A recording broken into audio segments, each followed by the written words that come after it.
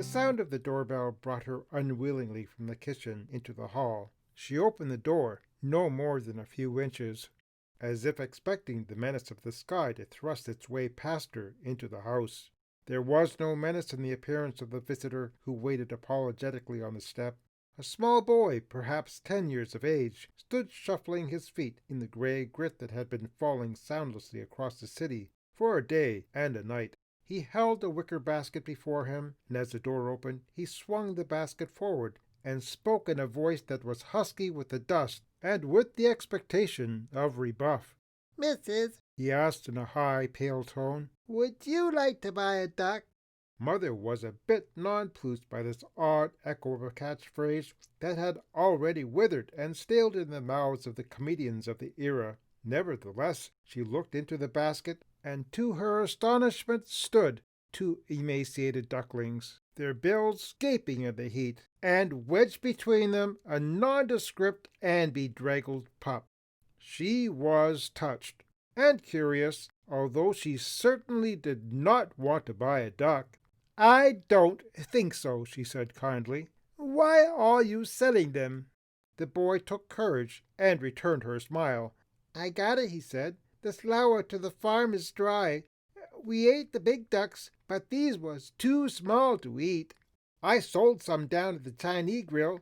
You want the rest, lady? They're cheap, only a dime each." The wind whined. A few leaves blew, scraping across the floor. The air was damp and cold. They stood silently. "I wonder if he thought of us," Chris said, looking at the stone face. "I wonder if he ever missed us." "Of course he did," the professor said. "Don't you miss him?" Chris nodded. Kate sniffed and blew her nose. "I do," Johnson said. They went outside. They walked down the hill to the car. By now the rain had entirely stopped, but the clouds had remained dark and heavy, hanging low over the distant hills. I don't know how long it had been observing me, but now it peered at me with some alarm. Then the little animal, only slightly larger than a house cat, threw back its head, gave a single shrill bark, and disappeared in a trot over a ridge. I chased after it over the humlocky tundra, but when I got to the top of the ridge, the fox was nowhere to be seen. The polar desert stretched out for miles in front of me. No trees, no shrubs, no deep valleys, just the gently rolling lands, tops of Arctic grasses, and scattered wildflowers. Yet the fox was gone. I first visited Manitoulin Island with my uncle and aunt in the late 60s. We fished for trout on its shores, and I was excited to discover the wildlife and the untouched wilderness that still maintains its pristine character after hundreds of years. In later times I camped on its beaches and woke with the muskies splashing on its shores. We spent some time in Little Current, a picturesque small town nestled on the Canadian Shield. Its main industries are cattle, including alpaca ranches, forestry, and tourism. The only land access to Manitoulin is the Little Current Swing Bridge, located on Highway 6, crossing the North Channel to the mainland, where the highway continues northward to Espanola.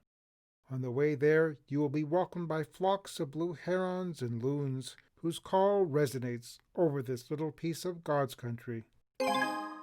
A brief history of time. We go about our daily lives understanding almost nothing of the world.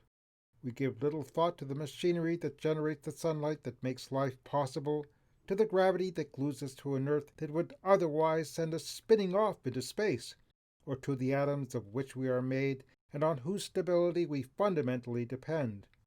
Except for children who don't know enough not to ask the important questions, few of us spend much time wondering why nature is the way it is, where the cosmos came from, or whether it is always here, if time will one day flow backward and effects precede causes, or whether there are ultimate limits to what humans can know. Carl Sagan, from An Introduction to a Brief History of Time by Stephen Hawking.